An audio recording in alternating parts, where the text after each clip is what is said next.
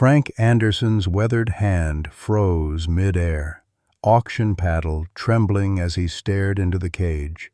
The coffee in his other hand grew cold. These weren't just any German shepherds. The alpha male's amber eyes held the same fierce intelligence, the same protective stance he'd memorized 43 years ago in the jungles of Vietnam. The auctioneer's voice cracked. "Do I hear 8,000 for the lot?"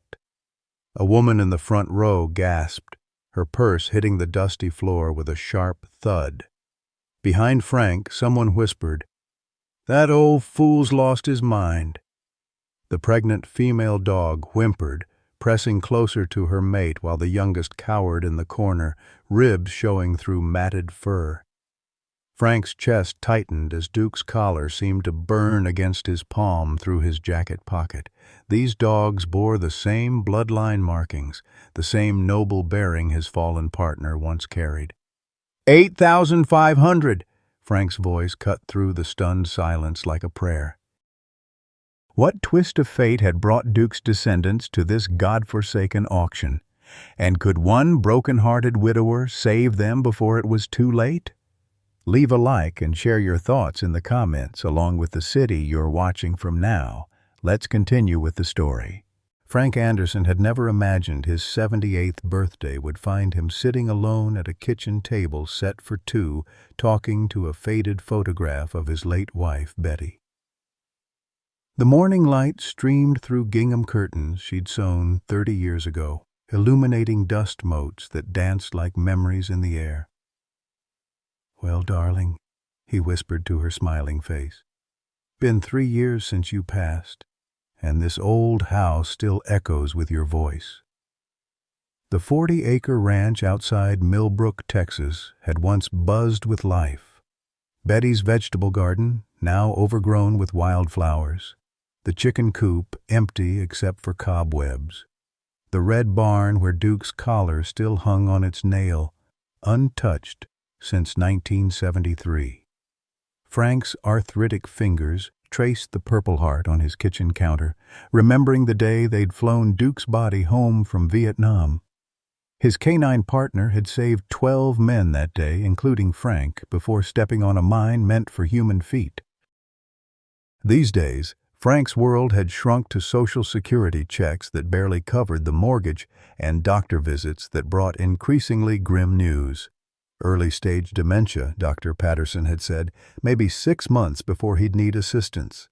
The prospect of leaving his ranch, Betty's final resting place in the hill cemetery, felt like dying twice.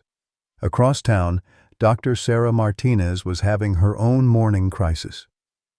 Her 16-year-old daughter, Emma, slammed the boarding school brochure on the breakfast table, dark eyes blazing with 5 years of accumulated hurt. "I'm done, Mom. Done watching you care more about sick animals than your own daughter." Sarah's coffee mug shook in her hands. Since David's death in that terrible car accident, she'd thrown herself into her veterinary practice, working 18-hour days to avoid the empty spaces where a husband's laughter used to live. But somewhere along the way, she'd lost Emma too. The rebellious teenager who'd once helped her bottle-feed orphaned calves now spent hours locked in her room, building walls higher than Sarah knew how to climb.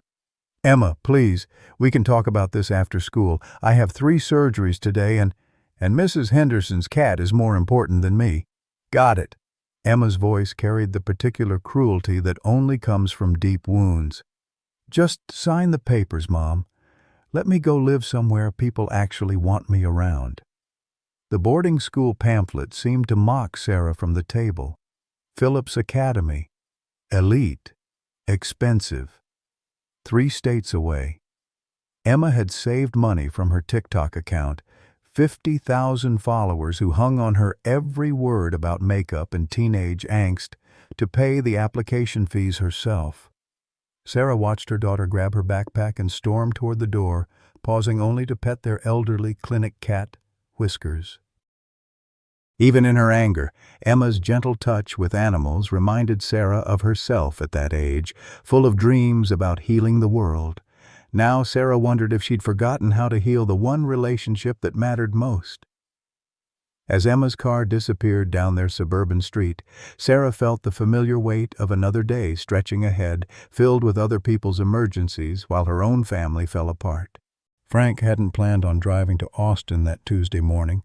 He'd been sitting on his porch, nursing his second cup of coffee and watching the sunrise paint the Texas hills gold, when something Betty used to say echoed in his mind. "Frank Anderson, you'll know when something matters. Your heart will tell you before your head catches up." The livestock auction flyer had been stuck under his windshield wiper for 3 days. Probably some kid's summer job distributing advertisements. He'd almost thrown it away twice, but something about the fine print caught his eye. Special items, including trained security animals. Frank couldn't explain why those words made his chest tighten, why Duke's collar seemed to grow heavier in his jacket pocket where he'd carried it every day since coming home from Vietnam. The drive to Austin took 43 minutes. The same amount of time it had taken the medics to pronounce Duke dead after that final mission. Frank's weathered hands gripped the steering wheel of his '98 Ford pickup, the radio playing country songs that reminded him of Betty humming while she cooked Sunday dinners for 37 years. The auction house buzzed with the familiar chaos of rural commerce. Cattle lowed in outdoor pens while serious men in pressed shirts and cowboy hats examined breeding stock with calculating eyes. Frank moved through the crowd like a ghost, his height giving him clear views over most heads, searching for something he couldn't name. Then the auctioneer's voice boomed across the yard. "Now, folks, we come to our special items. These next lots require experienced handlers. We've got 3 German shepherds, trained for security work." Frank's heart stopped. The workers wheeled out 3 cages, and the sight that greeted him made his blood run cold. 3 German shepherds, barely alive, reduced to skin and bone beneath matted coats. The alpha male bore fresh wounds across his shoulders, while the female's left ear was torn and infected. The youngest, probably not even 2 years old, lay motionless in the corner of his cage, though Frank could see the faint rise and fall of his rib cage. Iron shackles bound their legs, the metal worn smooth from constant struggle. The chains were short enough to prevent them from standing fully upright or lying down comfortably, a deliberate cruelty designed to break their spirits. Dark stains on the cage floors spoke of neglect that went beyond simple abandonment. "As you can see," called out a man in an expensive coat who'd emerged from behind the trailers, "these are prime specimens. The male weighs near 90 pounds, or did before we trimmed him down for transport." His voice carried the false warmth of a traveling salesman selling snake oil. "The female's got good breeding lines, and the pup shows promise if it survives proper training." Frank's hands clenched into fists. And he knew what proper training meant in this context. The scars on the dogs told the story. Electric shock marks, bite wounds from forced fighting, the hollow look in their eyes that spoke of systematic torture. But it was when the alpha male lifted his head that Frank's world tilted on its axis. Those amber eyes held the same intelligent steadiness he remembered from a jungle clearing 43 years ago, the same calm assessment that had marked Duke's final moments. Not the same animal, that was impossible, but something in the bloodline, a genetic memory that transcended time. The bidding started low at $50 for all 3. Frank watched in disgust as rough-looking men began raising the price with calculating persistence. These weren't ranchers looking for working dogs. These were the kind of men who found entertainment in blood sport, who confused cruelty with strength. 100, called a scarred man whose accent marked him from somewhere far south of Texas. 150, replied another, wearing the kind of fancy gun rig that suggested violence was his profession. Frank found himself studying the dogs more closely. The female had managed to position herself protectively over the youngest, despite her own weakness. Both adults were putting themselves between the crowd and the smaller animal, their bodies' language speaking of family bonds that even torture couldn't break. At $300, most of the crowd had stopped paying attention. dismissing the bidding as a waste of money on dying animals. But Frank saw something the others missed. The way the alpha's ears pricked forward when Frank spoke softly, the flicker of hope that passed through those intelligent eyes. 400, Frank heard himself say, his voice carrying clearly across the yard. Conversations stopped. Heads turned. The scarred bidder's eyes narrowed as he studied this unexpected competition. Frank Anderson, retired mechanic on a fixed income, had just bid more than most people in Millbrook made in a month.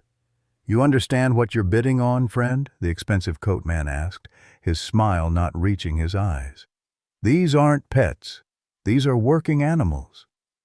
"I understand perfectly," Frank replied, his voice steady despite the racing of his heart. The bidding climbed higher. 500, 6, 7. Frank matched every bid, drawing from savings he'd accumulated over years of careful living, money he'd planned to leave for charity since he had no children. At $8,500, the competing bidders finally stopped. Frank's entire life savings for 3 broken animals that might not survive the week. "Going once," the auctioneer called, sweat beading on his forehead. "Going twice." "I'll take them all," Frank said quietly, but his words carried across the suddenly silent crowd like a gunshot. The gavel fell with a sound like thunder, and in the silence that followed, Frank heard someone whisper what everyone was thinking. "That old fool signed his own death warrant." The man in the expensive coat, who'd introduced himself as Marcus Blackwood, approached with predatory grace, his smile razor-thin beneath cold blue eyes. "Congratulations, Mr. Anderson," Marcus said, having somehow learned Frank's name in the chaos. "I hope you understand what you've purchased. These animals have been conditioned for a very specific purpose. They may not adapt well to domestication." Frank met the younger man's stare without flinching. "They'll adapt just fine." "I wonder about that," Marcus continued, his voice dropping to a whisper only Frank could hear. "You see, these particular dogs have a history. My associates and I have invested considerable time and resources in their development. If you find yourself overwhelmed by their care requirements, we'd be happy to take them off your hands. For a fair price, of course." The threat beneath the polite words was unmistakable. Frank touched Duke's collar through his jacket pocket, feeling the worn leather and remembering another time when evil men had underestimated what loyalty could accomplish. Loading the cages into his pickup truck took 4 men and a forklift. Frank covered them with canvas tarps, not to hide his purchase, but to shield the animals from the curious stares of people who saw only commodities where he saw suffering souls.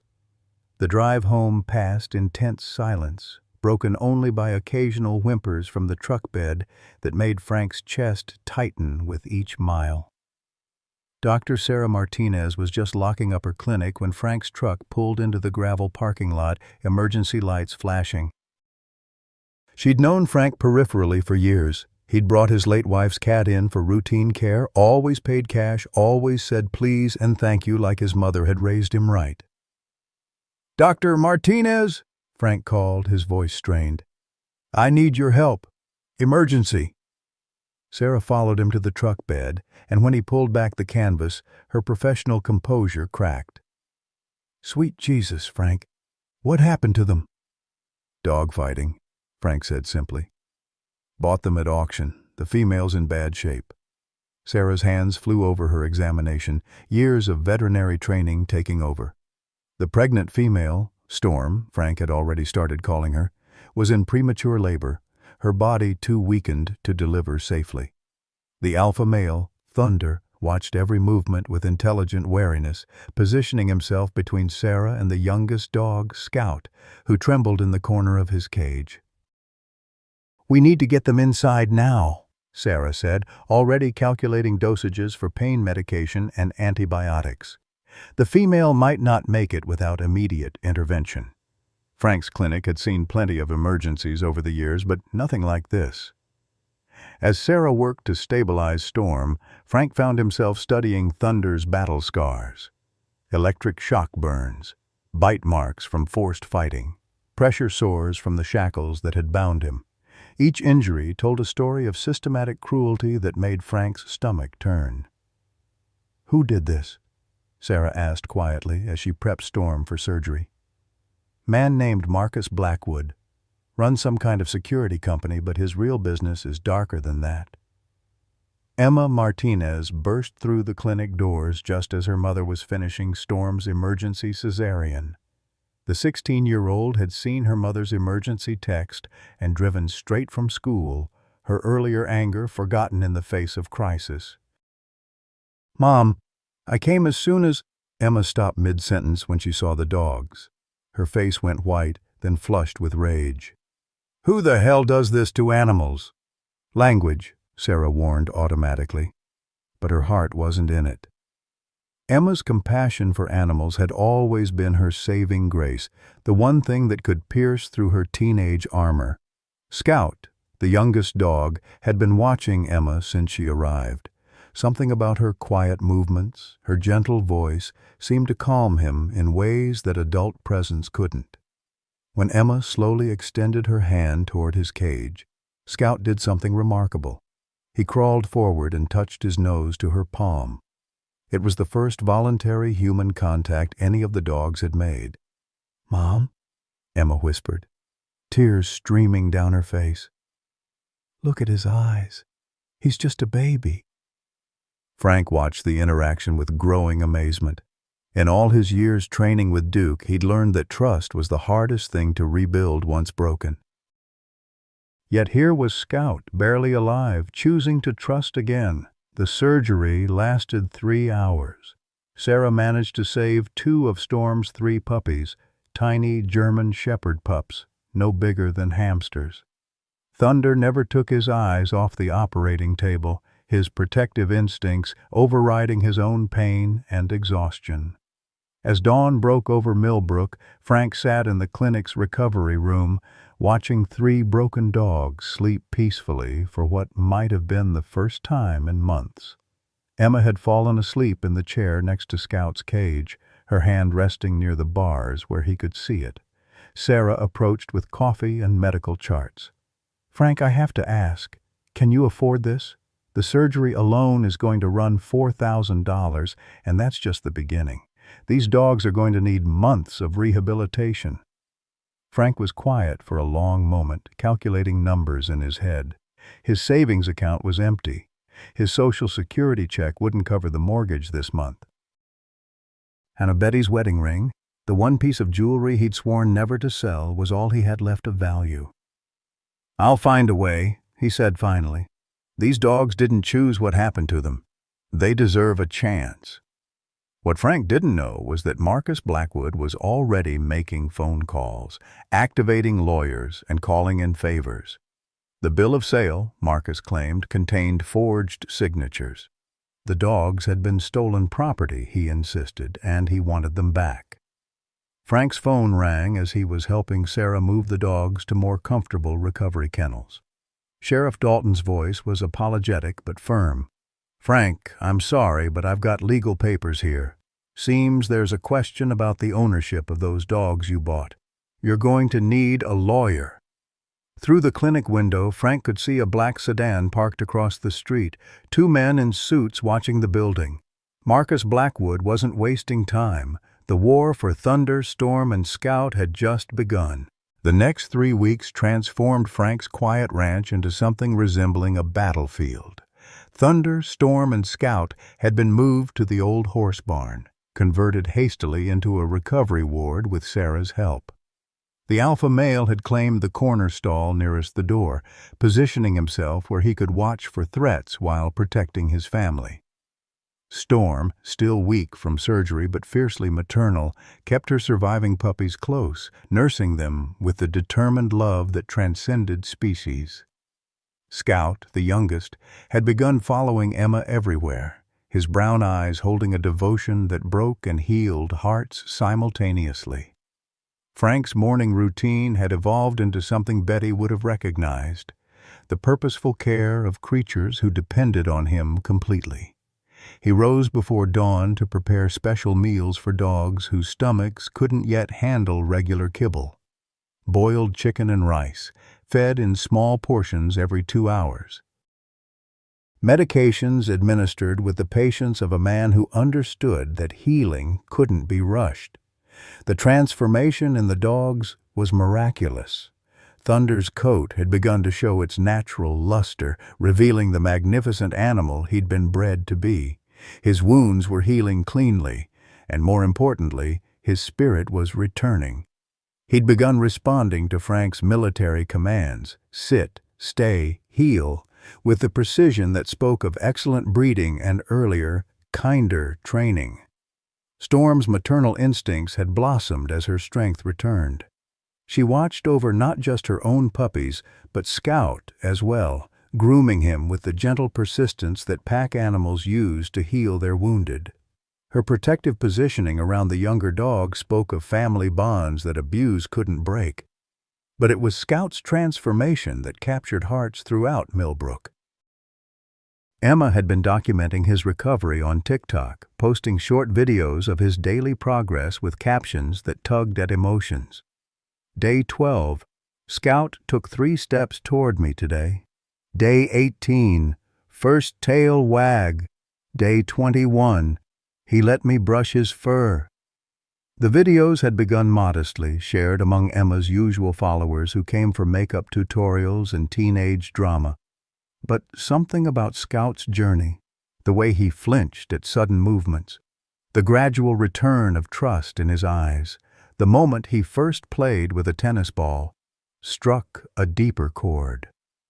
The hashtag #ScoutStrong began trending locally, then regionally, then nationally. Frank discovered the viral nature of their story when strangers began showing up at his ranch. First came the local news crew, then reporters from Austin and Dallas. Pastor Williams from Millbrook Baptist brought a carload of parishioners who wanted to help with dog food and veterinary bills. Mrs.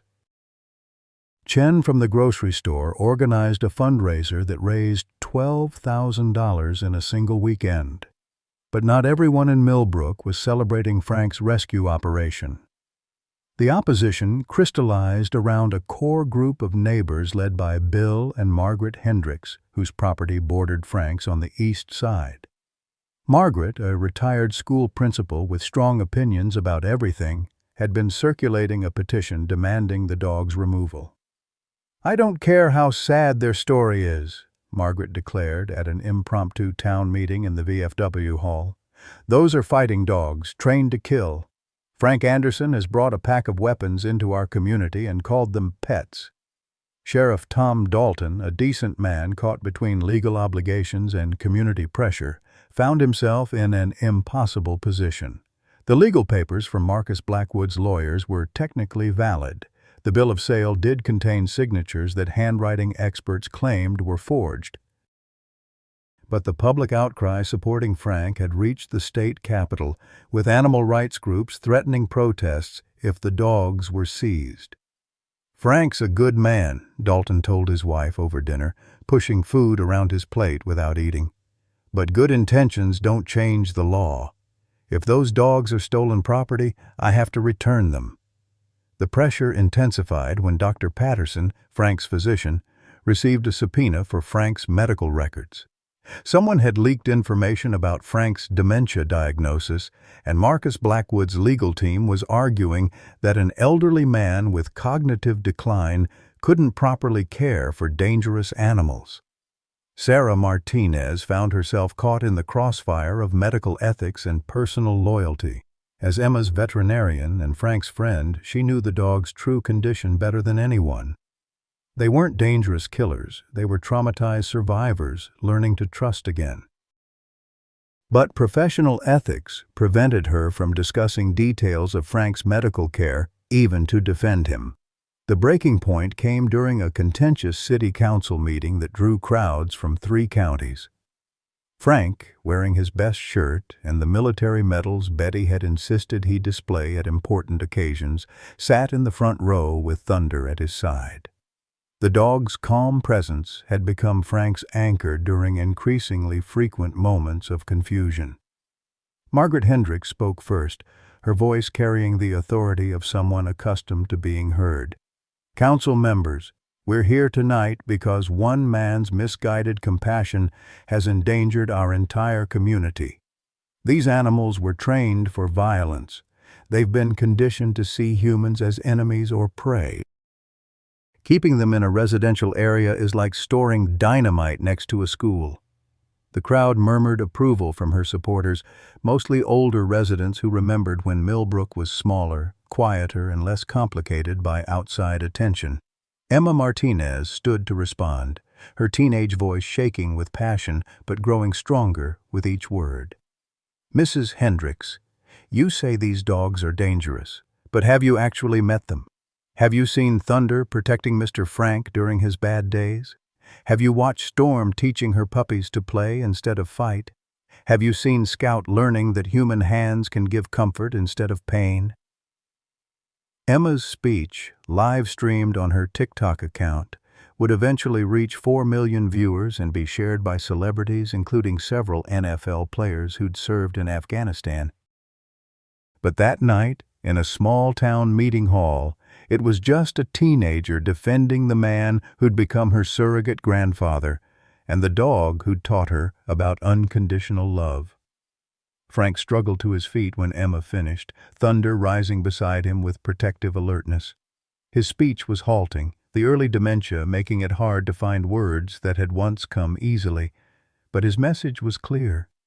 These dogs had given him purpose when life seemed empty, hope when grief threatened to consume him, and love when he'd forgotten how to accept it. "Betty used to say," Frank began, his voice soft but carrying in the silent hall, "that God measures a man not by what he accumulates, but by what he's willing to sacrifice for those who can't speak for themselves. These dogs didn't choose what happened to them. They trusted humans once, and humans broke that trust in the worst possible ways. But they're learning to trust again, one day at a time, one gentle touch at a time." Thunder's presence seemed to stabilize Frank, the dog's calm energy helping him navigate the confusion that increasingly clouded his thoughts. "I know some of you think I'm just a foolish old man who's lost his way. Maybe I am. But if loving these dogs enough to give them a second chance makes me a fool, then I'm proud to be one." The vote was closer than anyone expected. 4 council members supporting Frank's right to keep the dogs, 3 voting for their removal, with Mayor Collins abstaining due to pressure from both sides. But the legal victory felt hollow when Sheriff Dalton approached Frank after the meeting with grim news. "Frank, I've got federal marshals coming tomorrow morning. Marcus Blackwood's lawyers have escalated this to a federal case, claiming interstate trafficking of stolen animals. I can't stop them from serving their warrant." That night, Frank sat in his barn with the 3 dogs, watching Storm nurse her puppies, while Thunder maintained his protective vigil and Scout slept peacefully for the first time since arriving at the ranch. Emma had fallen asleep in the hay beside Scout, her phone still recording his gentle breathing for followers who'd become invested in his recovery. Sarah found them there at dawn, bringing coffee and the kind of grim determination that came from watching bureaucracy threaten innocence. "Frank, there's something you need to know." Emma ran another DNA test on the dogs' blood samples. She wanted to trace their lineage for her school project. Frank looked up from where he was scratching Thunder's ears, the dog's contentment a stark contrast to the tension in Sarah's voice. "They're not just any German shepherds, Frank. According to the genetic markers, Thunder and Storm are direct descendants of military working dogs. Specifically, dogs bred from the Vietnam War K9 program." The words hit Frank like a physical blow. His hands trembled as he reached for Duke's collar in his jacket pocket, the worn leather suddenly feeling warm against his palm. "There's more," Sarah continued gently. Emma's research suggests these dogs are from the same bloodline as your Duke. Not the same dog, obviously, but his genetic descendants. The breeding records show a lineage that traces back to the dogs who served in your unit. Outside, the sound of approaching vehicles announced the arrival of federal marshals and Marcus Blackwood's legal team. But inside the barn, Frank Anderson was looking into Thunder's amber eyes and seeing 43 years of unpaid debt finally coming due. The circle that had begun in a Vietnamese jungle was about to close in a Texas barn, and Frank finally understood why fate had brought these particular dogs to that auction on that particular day. Thunder seemed to sense the significance of the moment. The big dog moved closer to Frank, resting his massive head against the old man's knee in a gesture of trust and protection that transcended species, time, and the cruel machinations of men who measured worth in dollars rather than devotion. The battle for Thunder, Storm, and Scout was about to enter its final phase, and Frank Anderson was ready to fight with everything he had left. The federal marshals arrived at Frank's ranch like an occupying army, their black SUVs kicking up clouds of Texas dust that settled over everything like a funeral shroud. Marshal Robert Chen, no relation to Mrs. Chen from the grocery store, though the irony wasn't lost on anyone, stepped out of the lead vehicle with the grim efficiency of a man who'd served too many warrants to take pleasure in the work anymore. Frank stood on his porch, Thunder at his side, watching the convoy approach with the same steady calm he'd shown under fire in Vietnam. Behind him, Sarah and Emma flanked the doorway like sentries, their faces set with the determined loyalty that had sustained him through the darkest weeks of his life. "Mr. Anderson," Marshal Chen called out, his voice carrying the weight of federal authority, but lacking the malicious edge Frank had expected. "I have a warrant for the seizure of 3 German Shepherd dogs, alleged to be stolen property in violation of interstate commerce laws." Marcus Blackwood emerged from the second vehicle, flanked by 2 lawyers whose expensive suits looked absurdly out of place on a working ranch.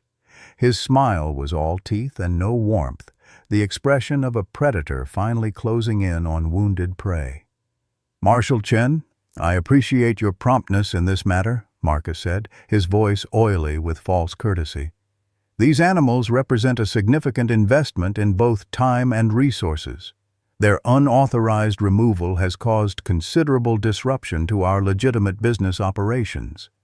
Frank studied Marcus's face, searching for some hint of the man's true motivations. What he saw chilled him more than mere greed would have. This was personal hatred wrapped in legal justification, a vendetta disguised as justice. Emma stepped forward, her phone already recording, her teenage fearlessness momentarily silencing the assembled adults. "Mr. Blackwood, can you explain to our 4 million followers why your business operations included starving these dogs and shocking them with electrical devices?" The question hung in the air like a challenge, and Frank watched Marcus's carefully constructed facade crack slightly.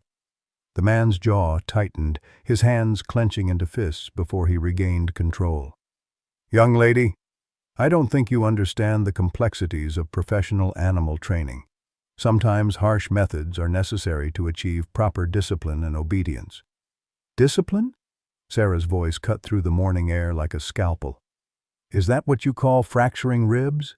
Infected wounds? Malnutrition so severe these dogs were days from death?" Marshal Chen looked uncomfortable, clearly recognizing that he'd walked into something more complicated than a simple property dispute. Frank had seen that expression before, on the faces of soldiers who'd realized their orders didn't match the reality on the ground.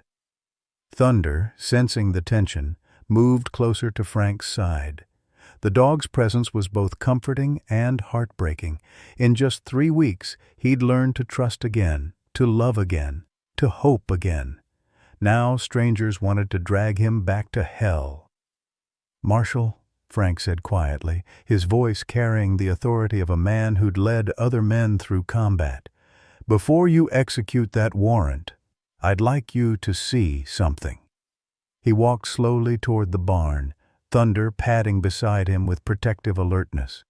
The federal agents followed, their boots crunching on gravel that had absorbed the tears of 3 generations of Anderson family members. Inside the barn, the transformation was immediately apparent.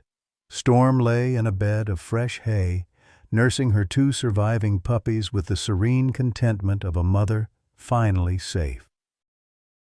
Scout, the traumatized youngest, was playing with a rope toy, his tail wagging with genuine joy. The space smelled of hay and hope instead of fear and desperation. "These are the dangerous killers you're here to seize," Frank said, watching Marshal Chen's expression soften as he took in the peaceful scene. Storm there nearly died giving birth because her body was so damaged from abuse. Scout couldn't make eye contact with humans for the first week, too afraid they'd hurt him again. And Thunder... Frank's voice broke slightly. "Thunder's been standing guard over all of us, protecting the people who saved him instead of hating the species that tried to destroy him." Emma moved to Scout's side, and the young dog immediately pressed against her legs, seeking comfort and offering it simultaneously. The gesture was so natural, so trusting, that even Marcus's lawyers seemed affected. "Mr. Anderson," Marshal Chen said carefully, "I understand your attachment to these animals, but the law—" "The law," interrupted a new voice from the barn entrance, "is about to become very different." Everyone turned to see a distinguished woman in her 50s striding into the barn with the confidence of someone accustomed to being the smartest person in the room. She wore a simple business suit and carried a briefcase that suggested federal authority even more imposing than the marshals.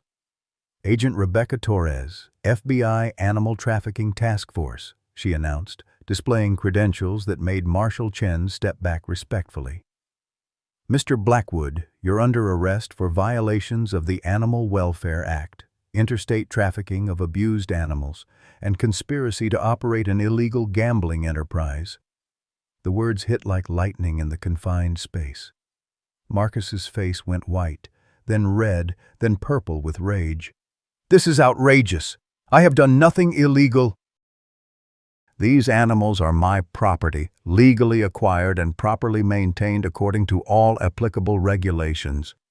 Agent Torres smiled, and it was the kind of expression that had probably sent dozens of criminals to federal prison. "Mr. Blackwood, we've been investigating your operation for 18 months.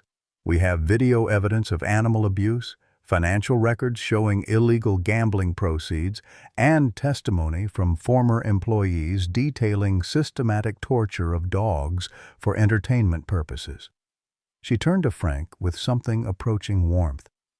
"Mr. Anderson, your purchase of these animals at auction provided us with the probable cause we needed to obtain search warrants for Mr. Blackwood's facilities. What we found there..." She paused, her professional composure cracking slightly. "Let's just say you saved more than 3 dogs that day." Emma was live streaming the entire confrontation, her phone capturing Marcus's gradual breakdown as the reality of his situation sank in. Her followers, now numbering over 6 million thanks to the viral nature of Scout's story, were witnessing federal justice in real time. But Marcus wasn't finished. As the FBI agents moved to handcuff him, he turned to Frank with the desperate fury of a cornered animal. "You think this ends it, old man?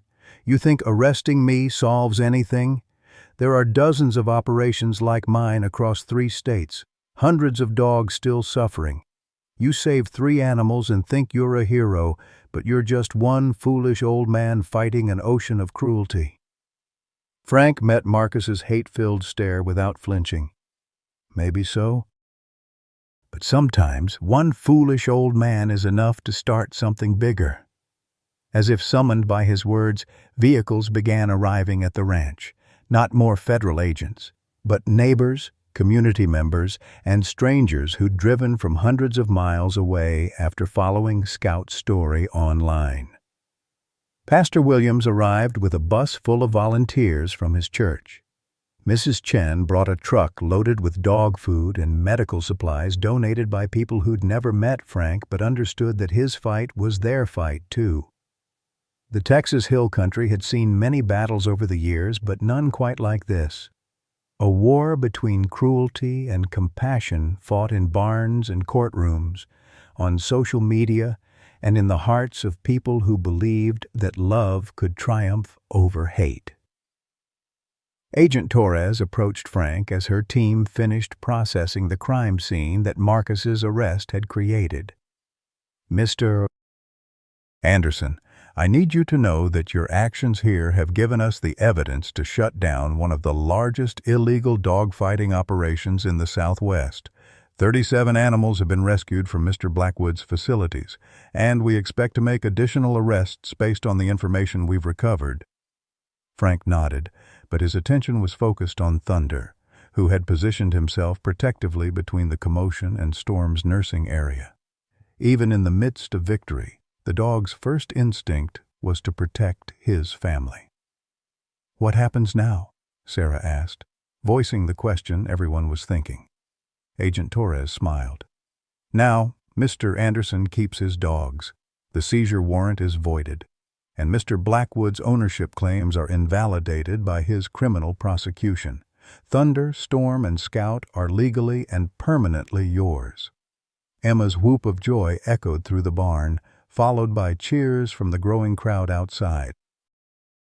But Frank felt only quiet satisfaction, the kind that came from a debt finally paid in full. Thunder seemed to understand that the threat had passed. The big dog approached Frank and gently pressed his nose against the old man's hand, the same gesture of trust and acceptance that Duke had offered in a Vietnamese jungle 43 years earlier. The circle was complete, but the story was just beginning.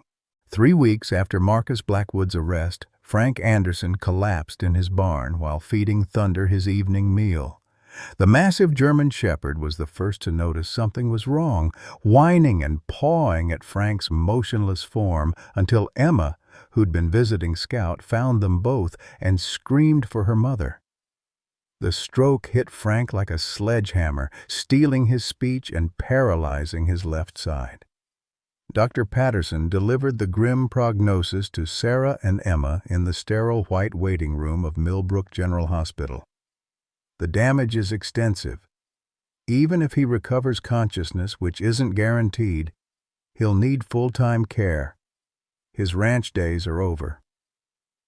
Emma refused to leave the hospital, camping in the uncomfortable chair beside Frank's bed, while Thunder maintained his own vigil in the parking lot, refusing to eat or drink despite Sarah's attempts to coax him away. The bond between man and dog had transcended species, and Thunder seemed to understand that his protector needed protection now. The dog's story took a dark turn when the court appointed a state guardian to manage Frank's affairs. Patricia Williamson, a stern woman in her 60s who specialized in elderly care cases, arrived at the ranch with a clipboard full of legal documents and no patience for what she called sentimental attachments to animals. "These dogs require expensive medical care and pose liability risks," she informed Sarah during their first meeting. "Mr. Anderson's assets need to be liquidated to pay for his long-term care facility. The animals will need to be surrendered to appropriate authorities." Sarah's hands shook as she read the official papers. "You can't do this.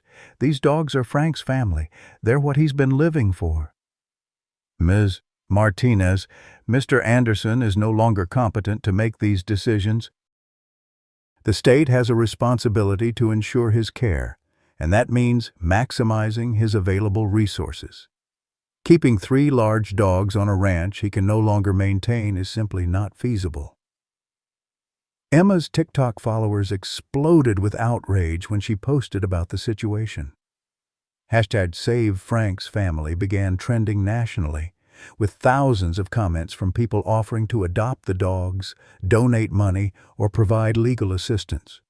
But trending hashtags couldn't override legal guardianship papers. Thunder's behavior became increasingly erratic as he sensed the threat to his pack. The normally calm, disciplined dog began pacing the ranch perimeter obsessively, refusing to come inside even during thunderstorms. Storm stopped eating, her maternal instincts telling her that her puppies were in danger. Scout, the most emotionally fragile of the three, retreated to the barn corner where Frank had first found him, his progress unraveling like a sweater with a pulled thread. The breaking point came when animal control officers arrived to seize the dogs. Thunder positioned himself between the officers and the barn, his hackles raised and teeth bared for the first time since his rescue. The sight of the magnificent animal reverting to defensive aggression broke Emma's heart. Everything Frank had taught him about trust was being destroyed by bureaucratic cruelty. "Please," Emma begged the officers, tears streaming down her face as she live-streamed the confrontation. "They're not just animals. They're Frank's reason for living. Taking them away will kill him." But the officers had their orders. Storm and Scout were loaded into transport cages, while Thunder was sedated with a tranquilizer dart, his powerful body finally succumbing to chemical restraint after 30 minutes of desperate resistance. Emma's followers watched in real time as 3 innocent animals paid the price for human legal complications. At the county animal shelter, the dogs were separated into individual kennels according to protocol. Thunder, listed as potentially aggressive, was placed in isolation, while Storm and Scout were scheduled for evaluation by shelter veterinarians who had no knowledge of their traumatic history. Dr. Patterson found Emma sitting in the hospital hallway that evening, her face streaked with tears and her phone dead from hours of responding to concerned messages. "Emma, I need to tell you something about Mr. Frank's condition. He's been asking for the dogs. He doesn't understand why they're not here." Frank's moments of lucidity were heartbreaking. His speech was slurred, but his meaning was clear. Where were Thunder, Storm, and Scout? Why couldn't he hear Thunder's protective pacing in the hallway? Where was Storm with her gentle maternal presence? Had something happened to Scout? Sarah couldn't bring herself to explain the legal situation to a man whose cognitive abilities flickered like a dying light bulb. Instead, she held his hand and made promises she didn't know how to keep. "They're safe, Frank. They're being taken care of." But the dogs weren't safe. Thunder's isolation at the shelter triggered aggressive behaviors that hadn't existed since his rescue. Storm's depression deepened without her human family's presence, and she stopped producing milk for her puppies. Scout's regression accelerated, and he began self-harming, scratching and biting himself in distress. The shelter director, overwhelmed by the media attention and public pressure surrounding the case, finally called Sarah with devastating news. "Dr. Martinez, these animals are deteriorating rapidly in our facility. Thunder is showing signs of severe psychological distress, and Scout is engaging in self-destructive behaviors. If their condition doesn't improve soon, we may have to consider humane euthanasia for their own welfare." Emma overheard the phone call and felt something break inside her chest. These dogs, who had survived torture and learned to love again, were going to die because adults couldn't figure out legal paperwork. The injustice of it filled her with a rage that burned brighter than her teenage angst had ever managed. That night, as Frank lay unconscious in his hospital bed, Emma made a decision that would change everything. She broke into the county animal shelter. The security system was older than she was, and years of watching YouTube tutorials had taught her enough about basic electronics to disable the motion sensors.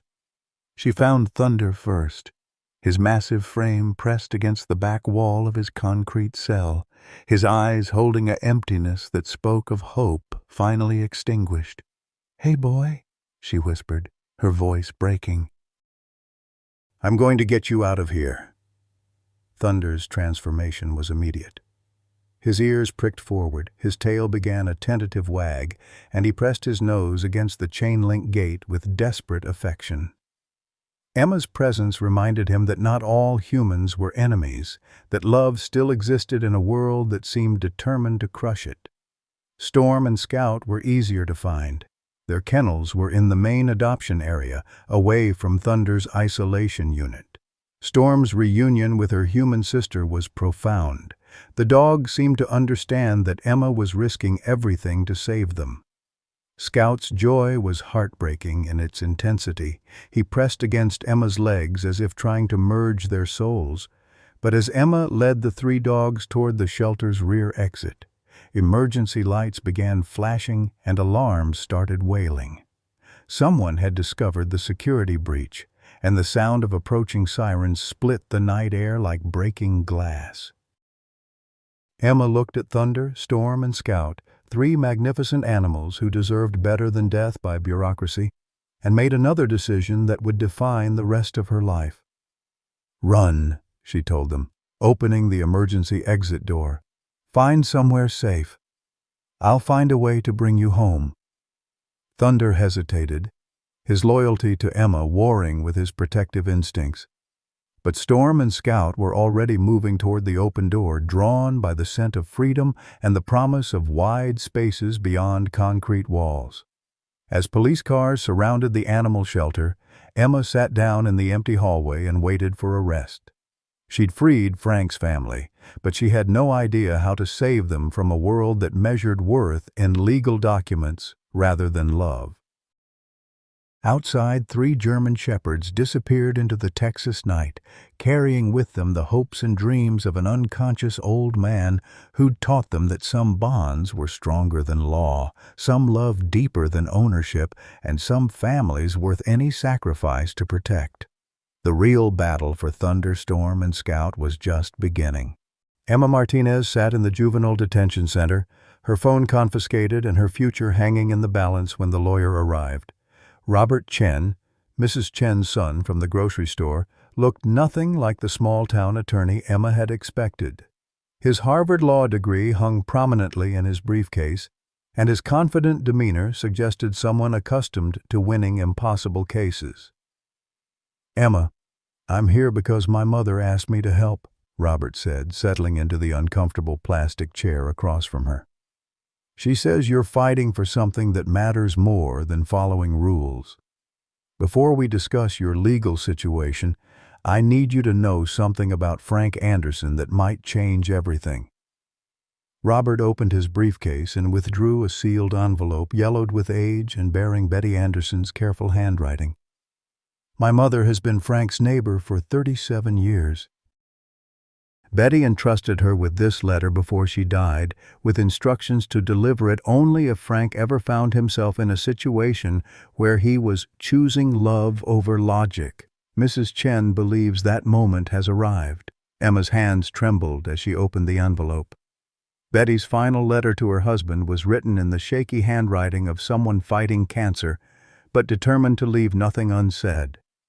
"My dearest Frank, if you're reading this, it means you've done something wonderfully foolish in the name of love. I've set up a trust fund with our savings, $2.3 million, that I've been keeping secret for 37 years. The money releases only when you prove that you can put compassion before common sense, love before logic, and the needs of the helpless before your own comfort. I always knew you would, my darling. I just wanted to make sure you had the means to keep fighting when your heart told you to. Use this gift to save whatever needs saving. Betty." Emma's tears blurred the words as she read, but their meaning was crystal clear. Frank had unknowingly passed Betty's final test when he'd spent his life savings on 3 dying dogs. The money that could solve all their problems had been waiting in trust, needing only proof of Frank's unchanged character to be released. "The trust has very specific conditions," Robert explained, his lawyer's mind already working through the legal implications. "The funds can only be used for animal welfare and must be administered by someone the court deems mentally competent. Frank's stroke complicates things, but as his legal representative, I can petition for Emma to serve as interim administrator if she's willing to accept the responsibility." But even as hope flickered to life, new complications arose. Sheriff Dalton arrived at the detention center with news that chilled everyone in the room. Marcus Blackwood had been released on bail, and his first act of freedom had been to organize a hunting party to track down the escaped dogs. "It's legal," Dalton explained reluctantly. "He's claiming the dogs are dangerous animals threatening public safety.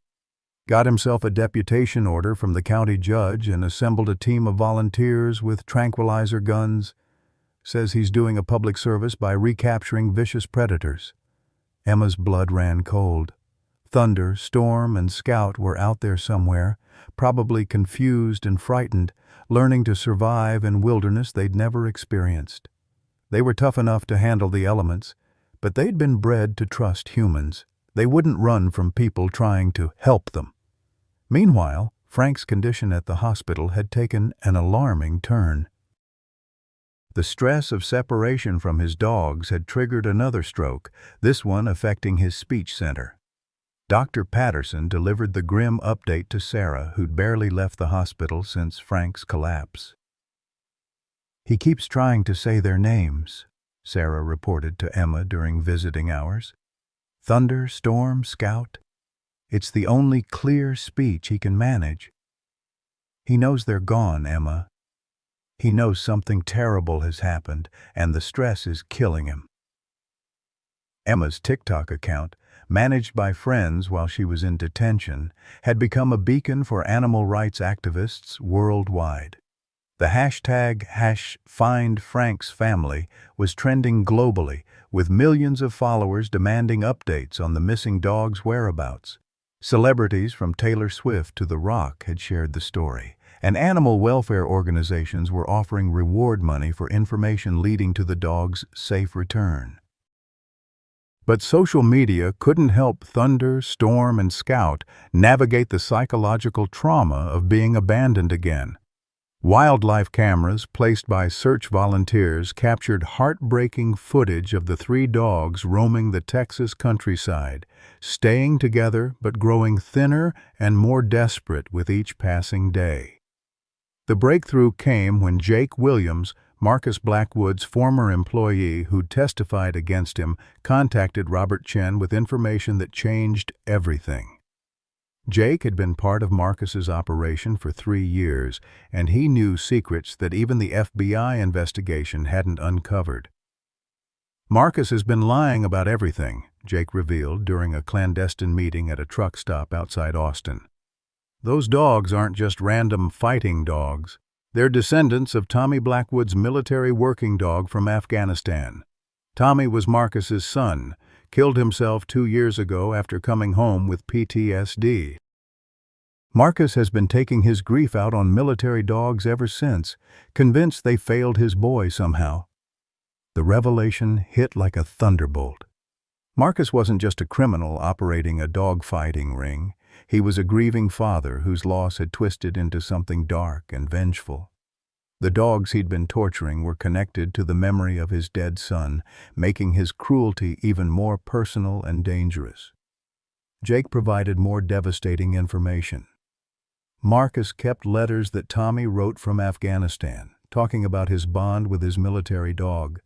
Tommy loved that animal more than life itself, said it kept him sane in combat. When the dog was killed by an IED, Tommy never recovered. His suicide note specifically asked Marcus to take care of military dogs in his memory. Emma felt sick as the full scope of Marcus's betrayal became clear. He'd taken his son's dying wish to help military dogs and perverted it into a campaign of systematic torture against the very animals Tommy had loved. The 3 dogs Frank had rescued weren't just random victims. They were symbols of everything Marcus blamed for his son's death. Robert Chen immediately filed for an emergency restraining order against Marcus's hunting party, arguing that the dogs posed no public threat and that their pursuit was motivated by personal vendetta rather than public safety. But the legal process moved slowly while the dogs remained vulnerable in the wilderness. The turning point came when Pastor Williams organized a search party of his own. Unlike Marcus's aggressive hunting team, the pastor's volunteers were equipped with food, water, and gentle voices calling out names the dogs would recognize. Emma, released on bail thanks to Robert Chen's legal maneuvering, joined the search despite court orders restricting her movement. They found Scout first, hiding in a culvert beneath a farm road, thin and frightened but alive. His joyful reunion with Emma was captured on dozens of phones and immediately went viral, showing the young dog's explosive happiness at seeing his human sister again. Scout's discovery led them to Storm, who'd taken shelter in an abandoned barn and given birth to 2 more puppies during her week in the wilderness. But Thunder remained missing, and thermal imaging from search helicopters suggested he was deliberately avoiding human contact, his training telling him to stay hidden until he could assess whether the approaching humans meant safety or danger. Emma made a decision that terrified everyone who loved her. She went into the wilderness alone, carrying only water, dog treats, and Duke's old collar that she'd taken from Frank's barn. If Thunder was avoiding groups of people, maybe he'd respond to a single human he trusted. She found him on the 3rd day standing on a ridge overlooking Frank's ranch, as if keeping watch over his territory from a distance. The magnificent German Shepherd had lost weight but retained his dignity, his protective instincts intact even in exile. "Thunder," Emma called softly, sitting down in the grass to make herself less threatening. "Frank needs you, boy. He's sick, and he keeps asking for you. We're going to make everything right, but I need you to trust me one more time." Thunder's response was immediate and heartbreaking. The big dog bounded down the ridge and pressed against Emma with desperate affection, his relief at human contact warring with the trauma of abandonment. Emma clipped Duke's collar around Thunder's neck, completing a circle that had begun 43 years earlier in a Vietnamese jungle. As they walked back toward civilization together, Emma's phone buzzed with a text from Robert Chen. "Court approved the trust disbursement. Betty's money is released.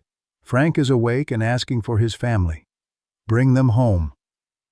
The battle for Thunderstorm and Scout was finally over, but their real story, their healing and the healing they would bring to others, was just beginning. 6 months later, Frank Anderson stood in the doorway of what had once been his modest barn, now transformed into something that would have made Betty weep with joy. The Tommy Blackwood Memorial Center for Military Dog Therapy stretched across 40 acres of rolling Texas hill country, its state-of-the-art facilities funded by Betty's secret trust and donations that had poured in from around the world after Emma's story went viral. Frank's recovery had been miraculous by any medical standard, though Dr. Patterson insisted it was love, not medicine, that had pulled him back from the brink. The moment Thunder had walked into his hospital room wearing Duke's old collar and carrying the scent of home, something fundamental had shifted in Frank's brain. His speech returned gradually, his mobility improved with physical therapy, and most importantly, his sense of purpose blazed brighter than it had since Betty's death. "You know what your grandmother would say about all this?" Frank asked Emma, who was helping him prepare for the center's official opening ceremony. Around them, the controlled chaos of preparation buzzed with excitement, catering trucks arriving, news crews setting up equipment, and dignitaries rehearsing speeches that would never capture the true meaning of this place. Emma smiled, adjusting the ribbon on the memorial wreath they'd prepared for Tommy Blackwood's grave marker. Located in the peaceful corner of the property where Marcus had insisted his son be remembered not as a victim, but as a hero who'd loved dogs enough to inspire others to save them. "She'd say we didn't save these dogs," Emma replied, reciting words that had become their family motto. "They saved us." Thunder, now wearing an official therapy dog vest that bore both his name and Duke's on the identification patch, stood alert and confident beside Frank. The transformation in the magnificent German Shepherd was complete, from broken victim to proud protector to gentle healer. His work with veterans suffering from PTSD had already shown remarkable results, his calm presence and intuitive understanding of human trauma making him more effective than many traditional therapies. Storm had found her calling as a mother figure to the center's newest arrivals. Her own puppies, now healthy adolescents, had been adopted by veterans who needed the special bond that only comes from raising a dog from infancy. But Storm remained at the center, providing comfort and stability to traumatized animals learning to trust again, her maternal instincts extending to every creature that needed healing. Scout had become Emma's constant companion and the center's unofficial ambassador. His journey from terrified victim to confident therapy dog inspired everyone who met him, but it was his special connection with troubled teenagers that truly amazed the staff. Something about his own recovery story resonated with young people struggling with their own trauma, and his presence in therapy sessions had helped dozens of kids find their way back to hope. Dr. Sarah Martinez had left her struggling rural practice to become the center's head veterinarian, finding in the work a purpose that had been missing from her life for years. Her relationship with Emma had healed completely, the shared mission of saving animals creating a bond stronger than the grief that had once divided them. Sarah's expertise in trauma rehabilitation had made her one of the leading researchers in human-animal therapy, with universities seeking her input on programs across the country. Marcus Blackwood's transformation remained the most complex part of their story. His prosecution had resulted in a 5-year federal sentence, but more importantly, it had forced him to confront the truth about his son's death and his own misguided grief. Jake Williams had shown him Tommy's actual letters from Afghanistan, revealing a young man who found hope and healing in his bond with military dogs, not failure or betrayal. The breakthrough had come during a victim impact hearing when Marcus finally read Tommy's final letter aloud in court. "Dad, if something happens to me, promise you'll take care of the dogs. They're not just animals. They're heroes who keep us human when everything else tries to turn us into monsters. The dog I work with here saved my soul before he saved my life. Please don't let the world forget that love comes in all forms, and sometimes the bravest thing you can do is accept help from someone who can't speak your language but understands your pain." Marcus had broken down completely, sobbing in front of judge, jury, and victims as he realized how completely he'd betrayed his son's memory. His cooperation with authorities had led to the shutdown of animal fighting rings across 3 states and the rescue of over 200 abused animals. Now, serving his sentence at a minimum security facility in Austin, Marcus spent his days working in the prison's agricultural program, learning to care for animals with the gentleness his son had always believed possible. He donated his entire estate to fund the memorial center, insisting that Tommy's name be attached to the healing work Frank had begun. The opening ceremony drew crowds from across the nation. Veterans who'd heard about the program through military networks, animal welfare advocates inspired by Emma's social media documentation, families who'd been touched by the story of love triumphing over loss. Emma, now 18 and headed to veterinary school with a full scholarship funded by her viral advocacy work, served as master of ceremonies with the poise of someone who'd learned that real strength comes from standing up for those who can't speak for themselves. Frank's speech was simple but profound, delivered while Thunder sat calmly at his side, occasionally nuzzling his hand when the emotions threatened to overwhelm him. "Betty used to tell me that God measures a person not by what they accumulate, but by what they're willing to sacrifice for those who need help. 3 years ago, I thought my story was ending. I was a lonely old man with nothing left to give and no reason to keep giving it. But 3 dogs taught me that love doesn't end with loss. It transforms into something bigger than ourselves." He paused, looking out at the crowd that included veterans, animal advocates, local families, and media representatives from around the world. This center isn't really about dogs, though they're the heroes who made it possible. It's about the idea that healing is always possible, that trauma doesn't have to define us, and that sometimes the greatest gifts come from the most unexpected sources. Emma stepped forward to unveil the memorial wall, where photos of Duke, Tommy Blackwood, and dozens of other military working dogs were displayed alongside pictures of the animals they'd saved and the humans they'd healed. The centerpiece was a bronze sculpture of a soldier and a dog, their bond transcending species and circumstance, created by an artist who'd served in Iraq and understood the unique relationship between warriors and their four-legged partners. As the ceremony concluded and guests toured the facilities, Frank found himself in the quiet corner where Tommy's memorial stood. Marcus had been granted temporary release to attend, accompanied by guards but welcomed by Frank with the forgiveness that comes from understanding that grief can twist good intentions into harmful actions. Tommy would be proud, Frank told Marcus simply. Not of what you did, but of what you're doing now to honor his memory. Marcus nodded, tears streaming down his face as he knelt beside his son's grave marker. I almost destroyed everything he loved. How do you forgive something like that? The same way these dogs forgave the humans who hurt them, Frank replied. One day at a time, one act of kindness at a time, until love becomes stronger than hate. As the sun set over the Texas hills, Frank walked through his transformed property with Thunder, Storm, and Scout at his side. The sounds of laughter and conversation from the celebration drifted across the pastures where Betty's flower gardens had been restored and expanded. The center bustled with new life, veterans finding peace, animals discovering trust, families healing from trauma they'd carried for years. Emma joined them, her phone documenting one final video for the millions of followers who'd been part of their journey from the beginning.